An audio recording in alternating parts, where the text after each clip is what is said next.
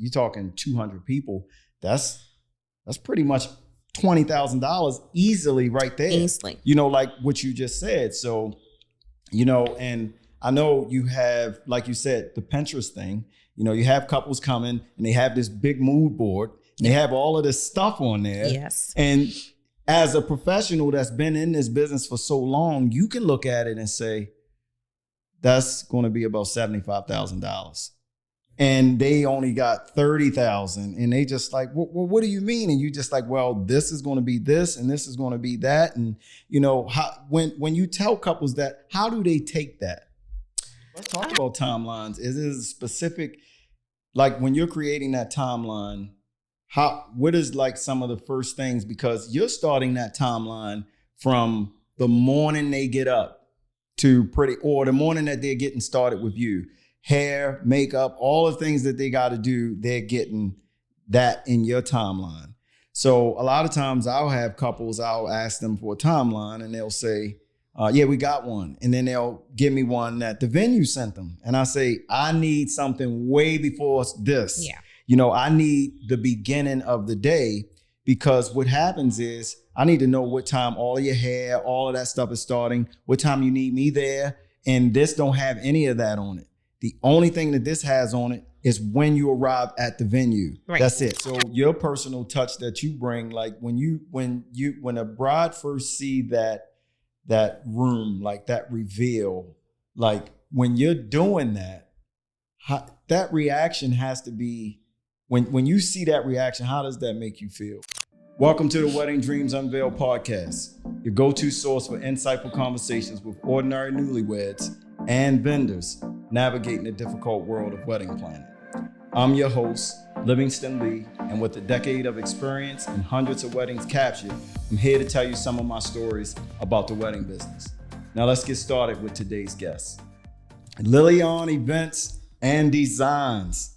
Welcome to the studio. Hey, Lee, thanks for having me. Yes. I know you're a wedding planner, and I really want you to give some insight on what you do, how you do it, and what you bring to the industry, and how you tell couples what they need to do and what they need to not do. That's what we're going to talk about today. Okay, sounds like fun. And I know you've been doing this for a while, and why don't you tell everybody about your business, how long you've been in the business, and what you do. Hey, everyone. I am the owner of Lillie Ann Events Designs. Everyone knows me as Lil. I have been in the industry now for 12 years. I am a wedding planner stateside and as well as internationally. I am also a designer. And I love to provide both services to my clients so that I can be full circle in whatever they may ask. I like to be one of those that can have everything when you come to me, and you don't have to be going everywhere else to look for services. Yeah. No, that's great. That's great. What advice would you give to, say it's a couple that's out there right now, which is hundreds, it's thousands, probably millions of couples out there right now that's planning. What would be 3 things you would tell them prior to getting started? What would be the first 3 things you would tell them to do? As a wedding planner, what would be that? Have that discussion about your budget. Okay. That's the first thing, that I do discuss when I'm having my consultations with my prospective clients. Please have that conversation, because I think sometimes people see a lot, and then when they realize what the cost of it is, it may be out of their range. So number 1 is have that discussion about your budget. I think number 2, I would say start thinking about location. Mm-hmm. I do offer services statewide and internationally as well. Destination weddings are very popular. Some people want to, you don't have to go out of the country. Right. I've been to Florida, I've been to New Orleans, Delaware, with my couples, but definitely discuss location, because location also ties into cost. Absolutely. And budget. Thirdly, hire a wedding planner. There you go. That's important. Yeah. Hire a wedding planner. Yeah. Definitely. A lot of people think that they don't need a wedding planner, but they do. They do. Yeah. And that kind of segues right into our next topic of why should a couple hire a wedding planner? I think a couple should hire a wedding planner because based on our experience, our expertise with dealing with venues, vendors, they need that support. What planning a wedding can be overwhelming, and I think a lot of brides, once they get into it and they be like, oh, I'm a DIY bride. And then they call you up, oh, I'm so overwhelmed. I need help. Because it's a lot that goes on behind the scenes that the brides don't think about. Because it's no way in the world you can run your wedding when you're trying to be a bride and a groom. I have a strong philosophy with me. It's the experience for me. People think of luxury as glam and visual. Luxury for me is the service that I provide to my couples. That's luxury for me, that experience. And hiring a wedding planner allows you to be a bride and a groom. Yes, I would agree. When couples call you in distress, hey, I thought I was a DIY bride, but I need help. I'm in with give us a story about maybe one time when that happened to you and you had to come in and, put your cape on and save the day. Well, I will say as a wedding planner, we wear many hats. Oh, yes. Right? We wear many hats.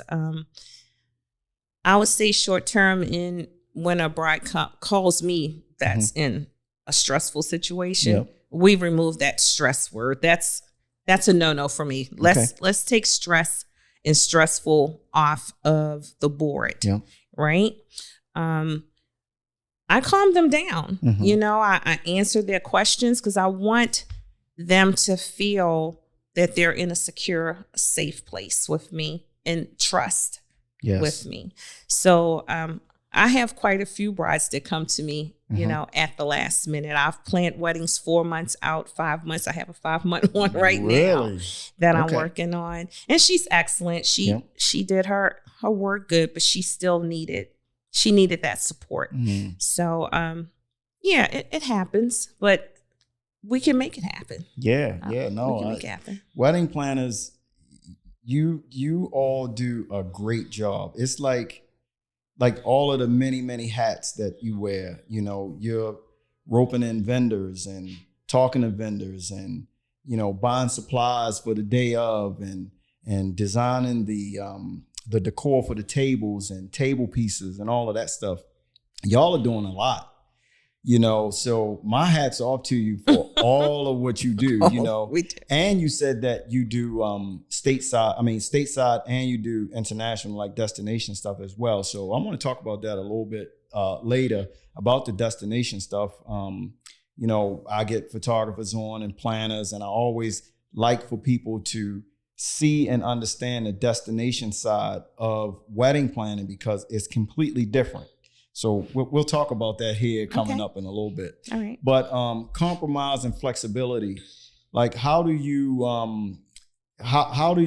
go about helping couples when they need to compromise one thing for another thing? So something may cost $10,000 and you may say, well, maybe you need to go this route and get this one, but still keep their vision alive. How do you help couples with that kind of stuff?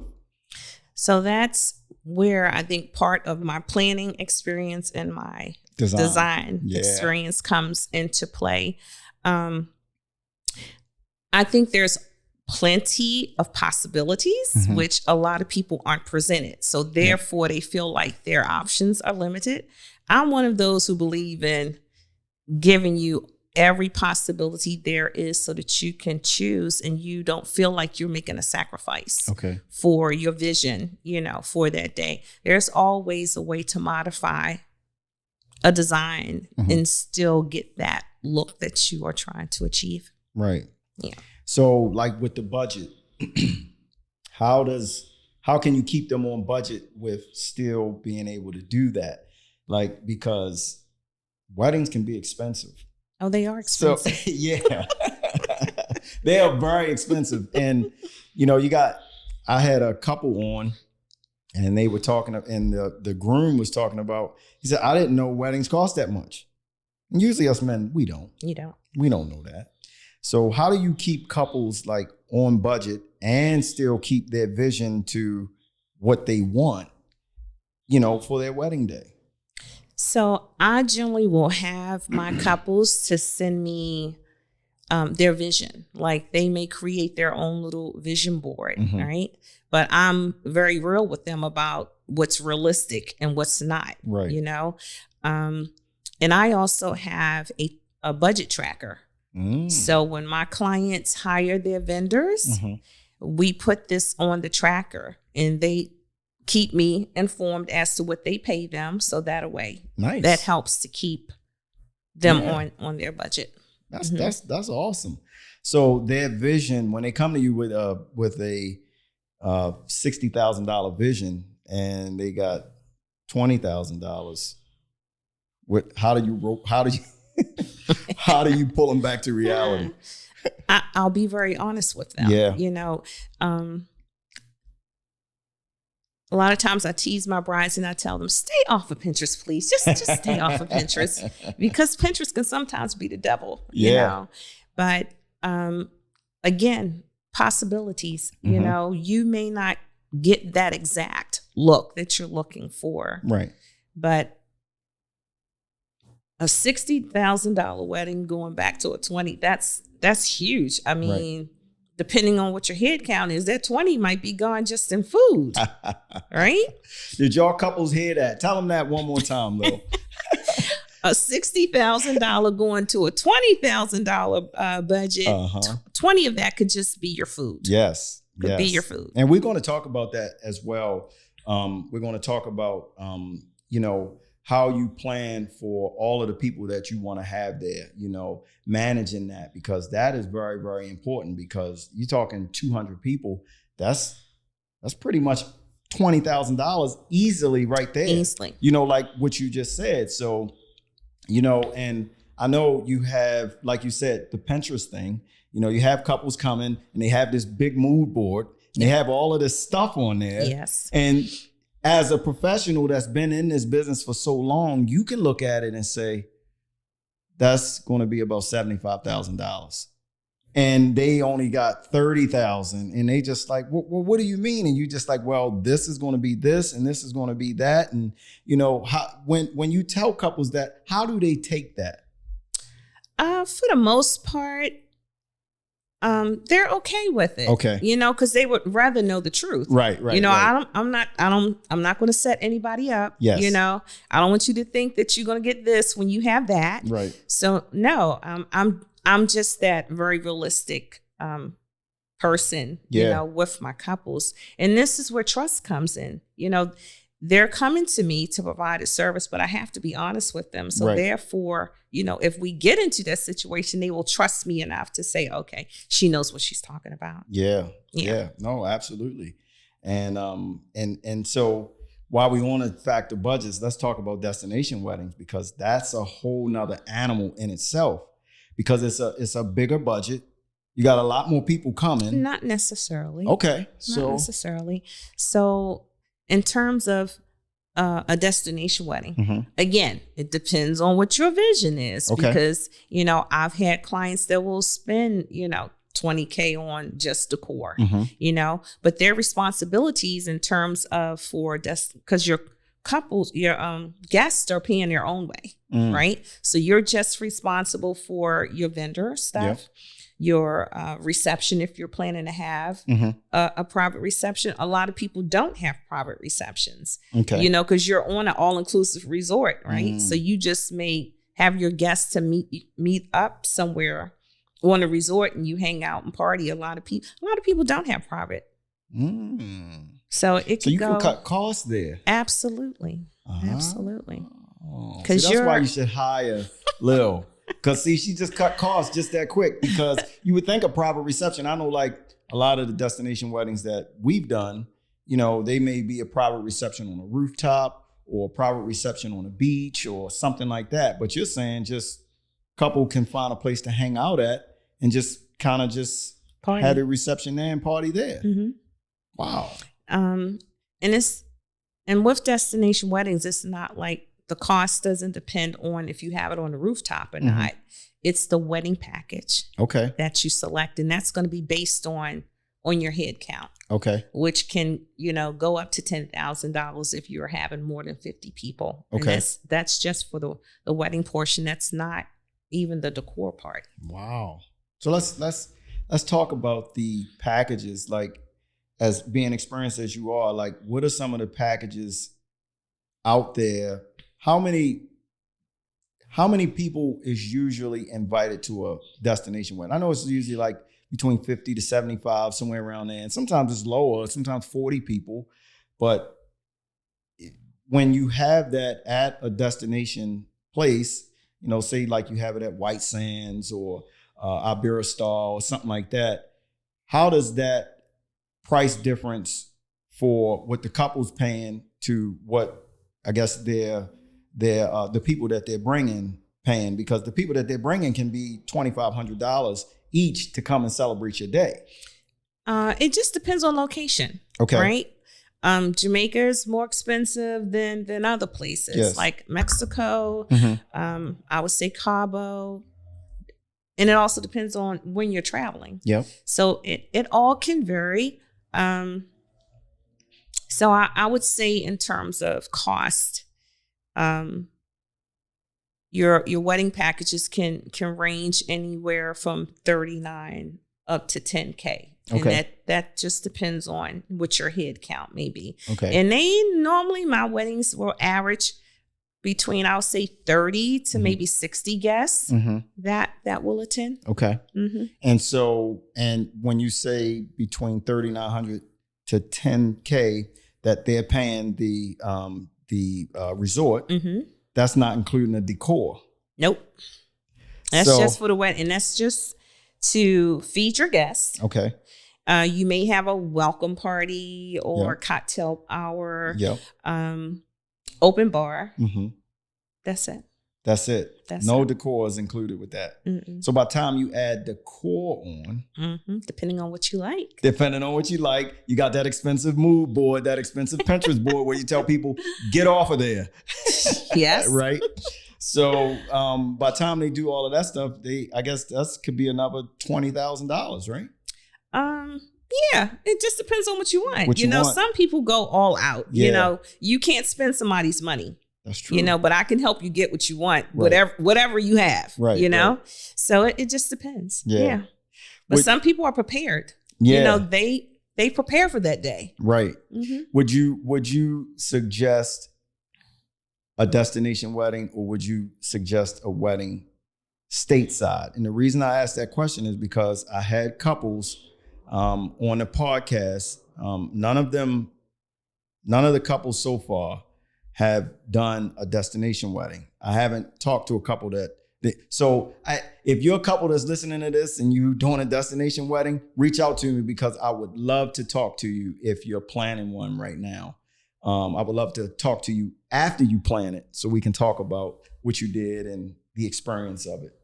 But what I'm trying to figure out is, you know, the couples that was on said that I was planning a destination wedding. 2 couples said they were planning one, and then they decided to have it stateside.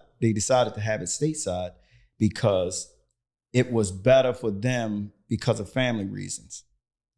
Yeah, well, you have like your grandparents. Yep. You know, some won't travel. Correct. But you have some that will travel. That's what they said. I've seen both. Yep. And I've had that conversation with some of my couples who started out thinking that they were going to do a destination wedding, and then after speaking to some very important guests that they wanted to be there, they would change their mind, because older people tend not to want to travel, or there's sickness or things like that. Yeah, but medication, all that kind of stuff. So stateside weddings are not bad either. No. And you could probably wind up paying more for a stateside wedding because you're going to have more guests there, right? Yeah. I look at destination weddings where you kill two birds with one stone. Okay. Right? You get to have the beach wedding of your dreams. Yep. You get to vacation a little bit. Your guests get to vacation a little bit. So, but I'm okay with either or. I mean, because I normally do at least 5 to 6 destination weddings, during the year. Yeah. Mm-hmm. That's awesome. So you flying in and out all the time. All the time. Yeah. That's awesome. And is it, let me ask you, as a wedding planner, because I know the photographers, we always say it's not a vacation. How do you, as a wedding planner, I'm sure it's not a vacation for you either because you're working. It's not a vacation, but I'm a proactive person with what I do with my planning. So all of my work is done before I go. Okay. So when we get there, because I want my couple to also be able to relax and not have to be worried about taking care of any business. We have that one finalization meeting where we make sure that everything that they ordered is there. And that's it. Okay. So it is a vacation for wedding planners. The photographers, we're getting the bad end of the stick. We're working. I had so many different photographers on, and all of them, it's just like, it is not a vacation, because we are running from this building to this building, and you carrying all your gear and all that stuff. You're doing a welcome party and all of that, and you up early in the morning, you out late at night, and I'm still working. It's just that I have, my couples have access to me 24 hours, right? Mm-hmm. But in terms of the guests, I set my time limit when I'm available. Gotcha. But I always try to have 99% of all the work done before you get there. Before we get there. Okay. Matter of fact, our stuff is done 30 days before we travel. Okay. Right? Yeah. Unless there's a last minute thing, something that they may want to add on. But no, I attend all the events. Mm-hmm. I attend all the excursions. So I'm still working. So I would guess it's different for a planner because all of your stuff is done. Whereas though a photographer or videographer, our work don't start until we get there. Absolutely. You're right. You're right. So, the fun stuff. The fun stuff. But so let's talk about time management. How important is it for couples to be on time? And what is one of the things that make couples not be on time that they need to avoid? I haven't had that problem. Okay. Because I'm a stickler. You've worked with me. I have. I'm a stickler about time. Yes. I believe that couples should get all of that 4 hours, that they've paid for. Yep. So, again, I try to have whether I'm traveling internationally or stateside, I try to have my couples to have all their stuff done 30 days prior to their wedding date. So that last 30 days, they are just focusing on the personal things that involve them, and not worrying about, I have to get this, I didn't get that for the wedding. And I have a timeline, that I distribute to all of my vendors. And we're going to talk about that. Right. Yeah. So, no, I'm very strict about time. And a lot of my brides, they are very adamant about their wedding starting on time. Yeah. So I love it. You know, guests don't like it. Yeah. But I love it. Yeah. Yeah. And so let's talk about timelines. Is it specific, when you're creating that timeline, what is some of the first things? Because you're starting that timeline from the morning they get up or the morning that they're getting started with you. Hair, makeup, all the things that they got to do, they're getting that in your timeline. So a lot of times I'll have couples, I'll ask them for a timeline and they'll say, we got one. And then they'll give me one that the venue sent them. And I say, I need something way before this. Yeah. I need the beginning of the day, because what happens is I need to know what time all of your hair, all of that stuff is starting, what time you need me there. And this don't have any of that on it. The only thing that this has on it is when you arrive at the venue. Right. That's it. From when the ceremony start, and that's it. So how do you go about that? So generally, I don't even have the venue to distribute a timeline. Okay. I give them my timeline. Okay. Right. And we kind of communicate about when this is going to happen so that we're both on the same page. So their timeline, I don't even. Oh, wow. Yeah. Okay. We don't even get into it. I like that. With their timeline. Okay. But you're right.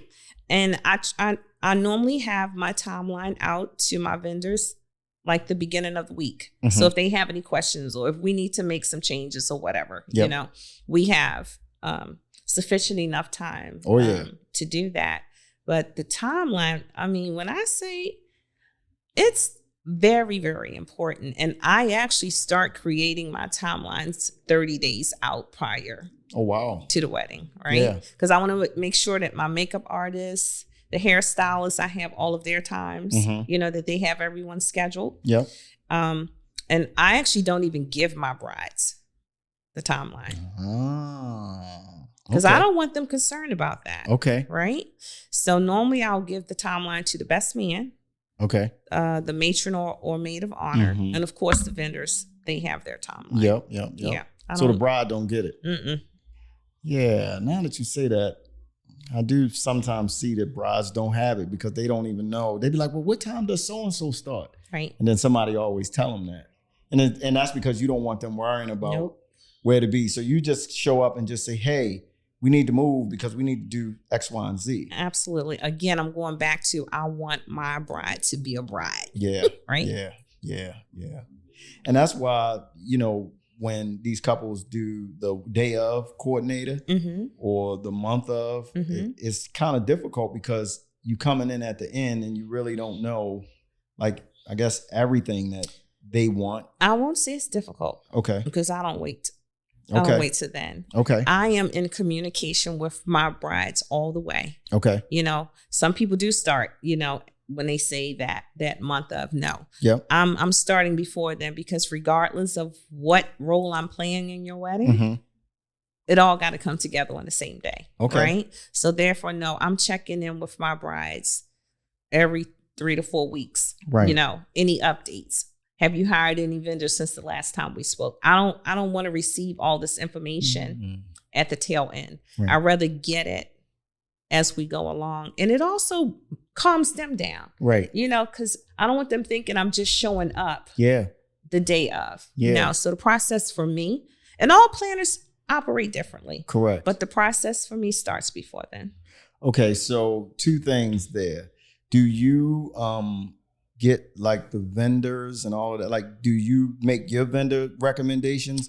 Do you talk to all the vendors? Because I know one planner said, only thing they got to do is just pay the invoices when they come. I'm doing everything. Or do you allow them to do some of the getting their vendors and making selections and all that kind of stuff? Oh, absolutely. So, I offer 4.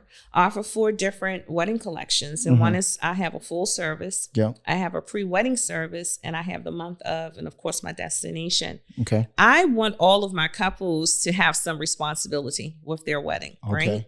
Because they need to have that input. And I want them to feel like they're being, a part of it.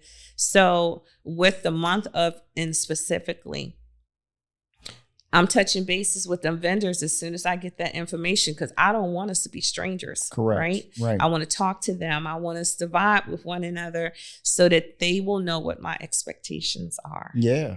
On that day. So, nope.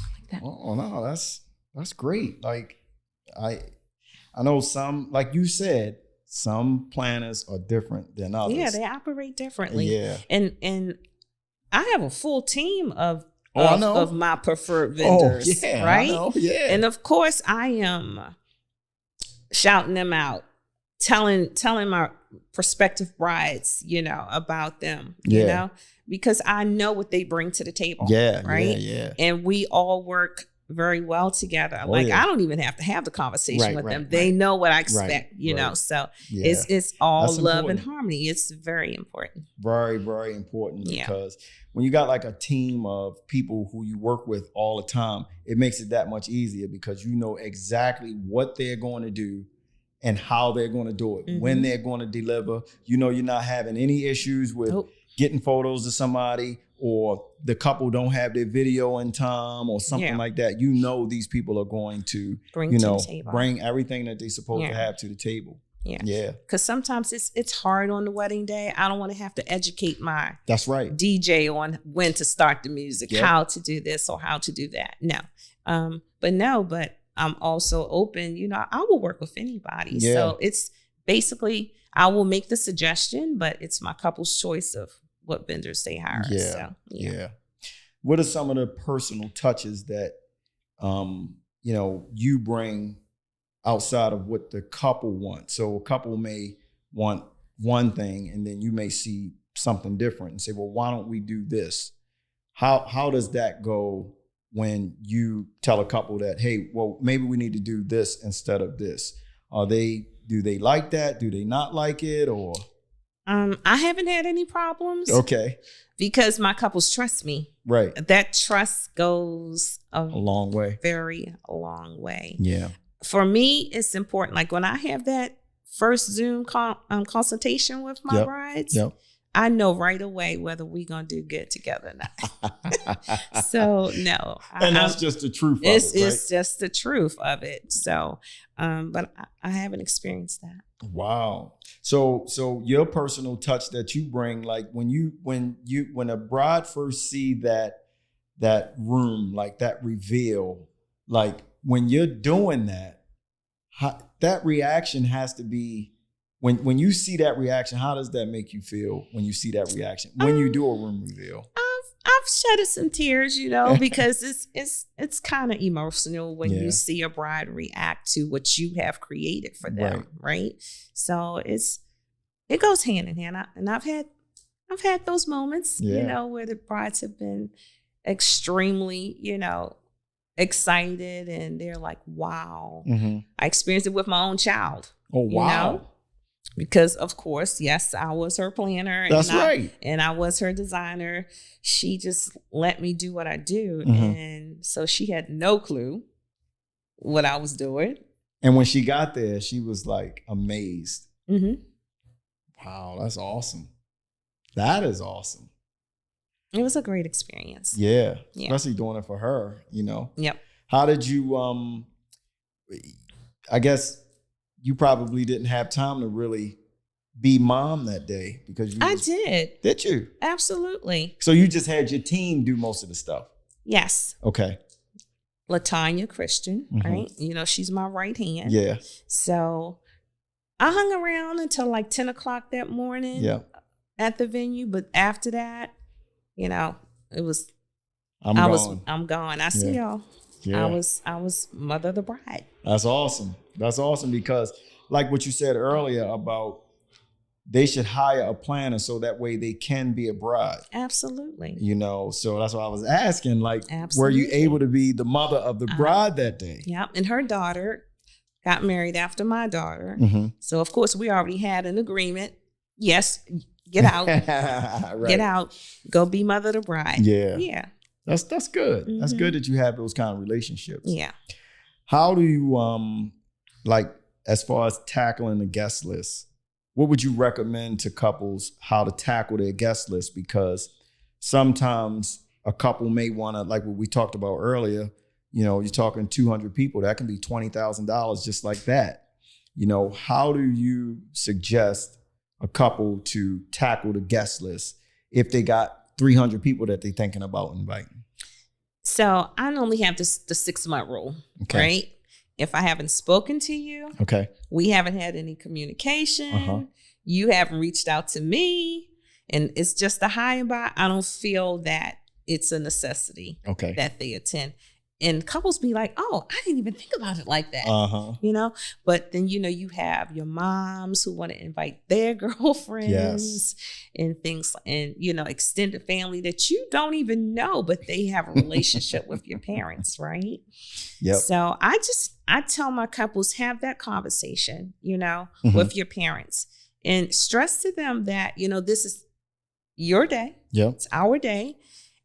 And you would prefer to have your friends there as opposed to people who you don't even really have a relationship with. Right. And how does that go over when you tell them that? They're fine with it. Right. Again, I'm being honest. Right. Right. Yeah, you said that earlier. I'm going to be honest with you. So that 300 quickly gets down to about 100, 150 maybe. Maybe right? two. Maybe 200. Yeah. And that can be expensive. Because like I had some couples on and they said, you're literally paying people to come to your wedding. Like that's what you're doing. It's per plate. Absolutely. When it comes down to, absolutely, all of the catering and all of that kind of stuff. So when you have to do all of that, like vendor selection, how do you go about like recommending to the couple, the vendors, like catering, photography, videography, all of those things? How do you go about telling the couple, hey, here's who you should choose to do this, this, and this? So I don't necessarily get into and say, hey, here's who you should choose. Okay. I will say to them, this person I highly recommend. Okay. Right? Yep. Which is my preferred vendors on the team, right? Yep. So I'm going to introduce them as well. And of course, couples, they're on social media. So they're seeing, other photographers, DJs and all of that. I'm open to all of that. Yep. I give them that realm, select who you want. Right. Yeah. But I'm definitely putting the team out there first. Yeah. So when they go outside of the team that you put out there, do you like give them any warning or anything? Oh, absolutely. Okay. Look, that's another part of me being honest. Yes, I'm looking at these pictures, and once you build that relationship with your client, you kind of get a feel of who they are, what they like, right? So I point things out to them like, do you think this photographer is being creative? Right. Do they have wedding pictures on their website? Yep.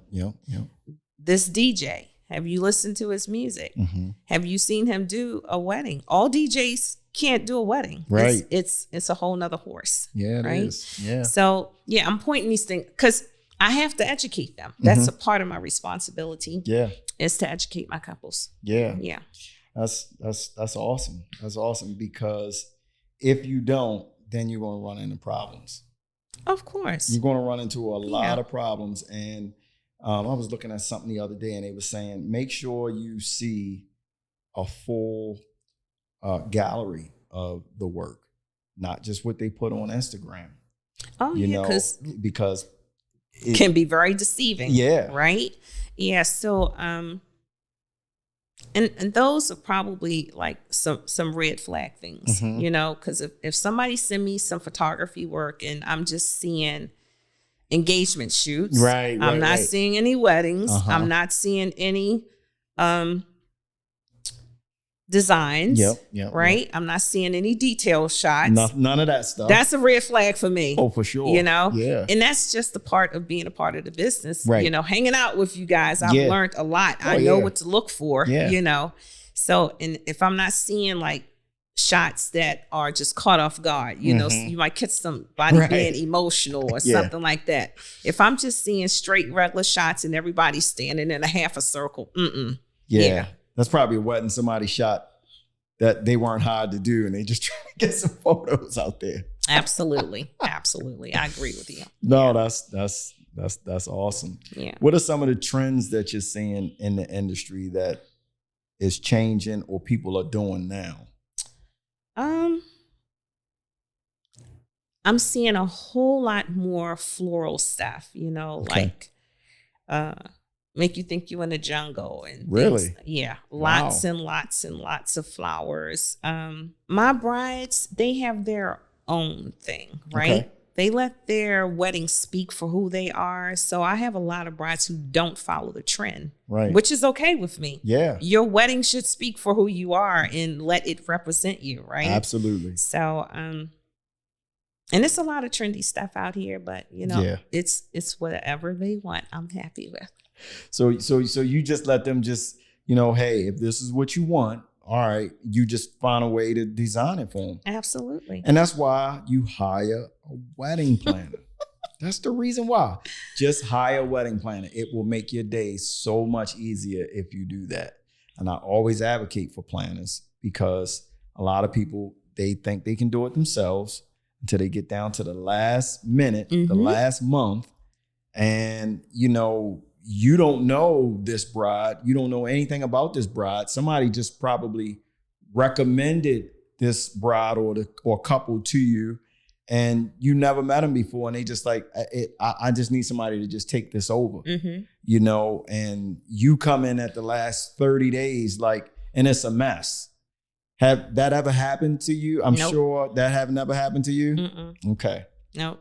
Yeah, because I know we get some couples on and they just like, no, I didn't hire a wedding planner, So when people do hire you for the month of, they still get you, they still do it a year before or whatever, but you just coming on the month of, right? I would say I've received most of them, maybe in about from maybe 6 months on or whatever. Okay. But again, I'm staying in touch with my bride. If you're my bride, you're my bride. Yeah. Right? So I'm going to stay in touch with you no matter what along the way. Because again, all of this needs to come together. Yes. So I'm going to send you this checklist of mine and I'm going to say, have you did this, or that? Mm-hmm. And if you haven't, this is what you need to do. Okay. One thing I love about my couples and my brides, we have a very, very close relationship. Right? Okay. So when I'm asking things of them, or if they're calling me and asking things, from me, it's not a problem. I guess for me, because I love what I do. Yeah. Everybody is like work. Mm-hmm. I don't look at what I do as work. So okay, I'm providing a service. You provide a service. Yeah. And you do the design portion of it as well. Yep. How long in advance do you think a couple should hire their wedding planner? What's a good rule of thumb? You should have your wedding planner this many months before, or this, how long before? I've had 2 years out. Okay. I've had 18 months out. I've had 5 months out. Yeah. Right. As soon as possible. Okay. Vendors, venues, all of that, it's limited. Yes. Weddings are a hot thing right now, right? Mm-hmm. So people, when I say they are pre-planning, and they are booking up the vendors, they're booking up the venues. So I would say as soon as possible. Okay. So what is 6 months? We can do it, but it's going to be a challenge, or is it? You should probably start planning, because I know, my wife and I, we was going to do a 10-year anniversary. I don't know how many years ago, because we've been almost married 20 years now, but we was going to do a 10-year anniversary. And just back then, just looking at stuff, they were 2 years out. Mm-hmm. And I was like, what? Because I don't see it from that side. You see what I'm saying? Right. So they were some of the venues we were calling, they're booked out. They were 2 years out. And I think I just saw this online. I don't even think I called anywhere, just looking at some places online, and they were 2 years out. And I'm like, wow. So you really need to start planning way ahead of time and getting your wedding planner and all what you're going to be doing way ahead of time, so that way you don't run into any of that but stuff. I guess it also just depends on, how soon they're ready to get married too. Yeah. Some people have long engagements, yes, right? Yes. But I would say as soon as possible. Okay. As soon as possible. If you know that you're definitely getting married and you are ready to lock in a date, sure, you can do 2 years out. Yeah. I say the longer the better. That takes off the stress. Yep. And because I have that 30 30-day rule for me. Yep. And I also put my clients on budgets, so that they know what they're paying, what needs to be paid, when it needs to be paid. It helps. It does. It helps. It relieves that stress word that I don't like that to talk you don't about. Like to talk about. That I don't like to talk about. Yeah. So no, the sooner the better. With my one couple that I'm working with, they didn't have anything, right? So it didn't make it challenging, but it just made me have to step things up a little bit. Yeah. And, and I told her, I was like, it's go time. She's like, okay, I'm ready. Right. If she ready, I'm ready. Right. And she came to you how long in advance? I just probably met her a month ago. Really? And she, 6 months out? Her wedding is in June. Oh. Mm-hmm. Wow. But we have everything. Well, no, we have venue. We have all our vendors, all of that. Man, mm-hmm. That's awesome. Not saying that you brides or couples should do that.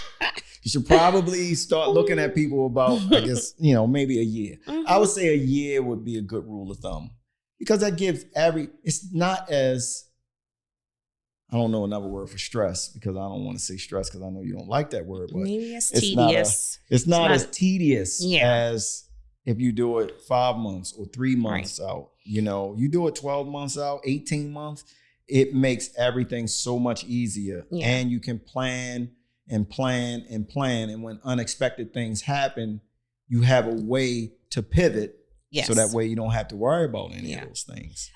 For the most part, like when things happen, if it's not a dire emergency, my couples don't know. Right. We handle that on the back end. Right. So I try not to even go to them if it has to be a real emergency, right? Like a real severe. So once they get their vendors and stuff, the vendors contact you for anything, right? What do you mean? And contact? Like if anything, the vendors need anything or any questions asked, absolutely. They contact you. They not contacting the couple, right? Nope. Okay. Because I guess it wouldn't make sense for them to contact them. It's just like everything goes through me at this point, right? Yeah, it does. And although I do want them to have that relationship, because I don't, even with photography, right? The day of, I don't want my bride being all nervous. No, so I do want them to have some contact, but in terms of questions and things like that. No, for the most part, they will come to me, or I will get a list of questions from my couples of things that they want answered, from the vendors. Right, mm-hmm. right. Wow, no, that's awesome. Yeah. That is awesome. Yeah. Any other advice you would give to couples that maybe we didn't cover that you think like, hey, also make sure that this or that? That question is kind of hard because it just depends on the couple. It's a lot. Right? I will say maybe about 60% of my grooms, they are like very involved. Right? Really? Oh, yes. I thought she was going to say not involved. They are very involved. And then I have those, whatever she wants, I'm okay with it. Yep. Right? So, no, I think if I could stress something is, do your research. Right? Because even when I'm having my consults with my prospective brides, I will tell them, no, go look at other planners. Yeah. I'm not going anywhere. I'm right here. I'll be right here when you come back. Yeah. All right. Do your research. People do put a lot of things out on social media. Social media is hot. It is. That's a lot to keep up with. It's hot. Check the reviews, please. Do that. Do your homework. Do that research.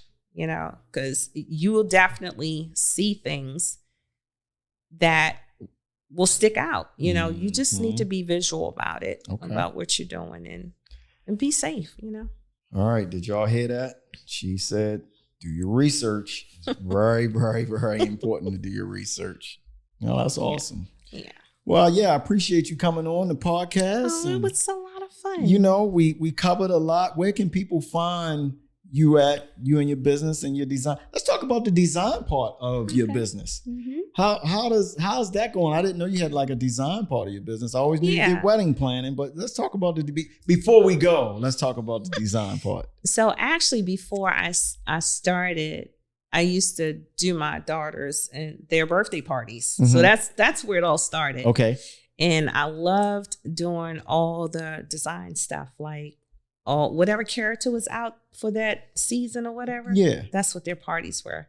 And they never had normal size parties. It was always 60 or more. Like my youngest daughter, her first birthday, it was like 200 people there. Goodness. And it was Mickey Mouse. So that's where all the design and the planning stuff started. Right.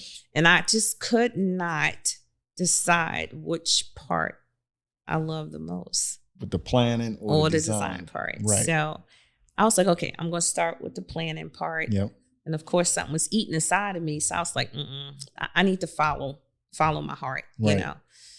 Stop blocking your own blessings. That's right. Just get out your own way. The Lord is giving you something. Just roll with it. So I started attending with designers. Mm-hmm.